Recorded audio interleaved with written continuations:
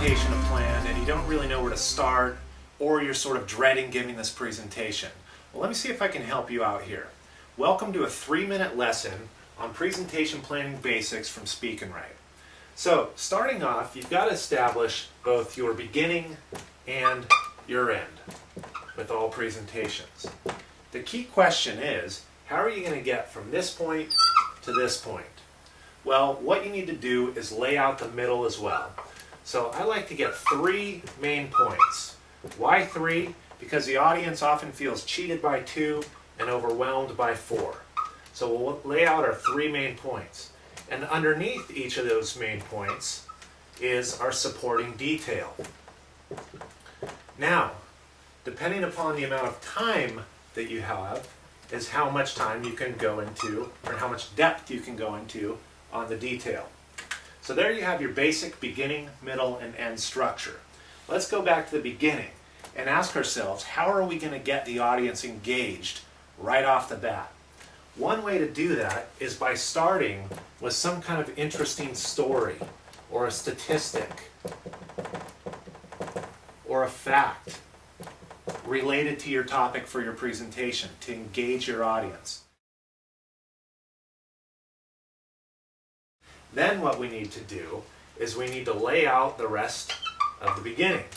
Now there are lots of types of presentations, but often in business what we're doing is we're identifying some kind of current state of affairs in the business, and then talking about a desired future state that we want the business to achieve. And lastly, what's our plan to get there? So in other words, where are we now? Where do we want to be? And how are we going to get there? And then boom, we can go into each of our 3 main points and show how this is all going to shake down. Now, with your main points, just like the beginning, you need to support those with metaphors. Again, with statistics,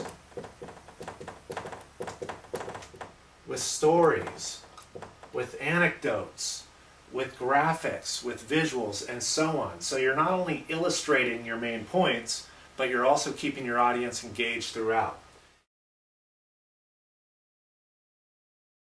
And then finally, we need to figure out how we're going to wrap this thing up. Now, what I suggest doing is reiterating your main points, as well as going again to the desired future state. And then lastly, what are the benefits of getting to that future state? And finally, we close the presentation by bringing it full circle and restating our story, or building upon our story, our statistics, or our facts, so that we tie this up neatly and we offer some closure for the audience. One other thing I'll mention is that you can support this presentation by using your PowerPoint or Keynote slides, any handouts that you want to give, any models that you want to show, or other visual aids. But notice that I said support, because these are not your presentation, you are. So there you have it, your presentation planning basics. Good luck with your next presentation. If you want to download a tool that I have available to catalog a bunch of different metaphors, stories, statistics, and so on to support your presentations, go ahead and click the button below. Thanks again, we'll see you next time.